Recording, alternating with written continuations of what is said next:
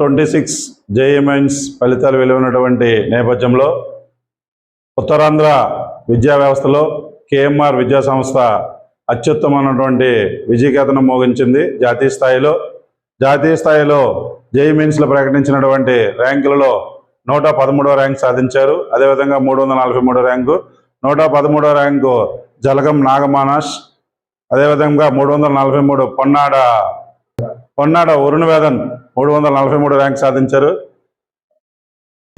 అదేవిధంగా జి ప్రవీణ్ 839, నాయుడు 851 ర్యాంకులు సాధించారు. అదేవిధంగా అత్యుత్తమైనటువంటి ర్యాంకులు చాలామంది విద్యార్థులు సాధించారు.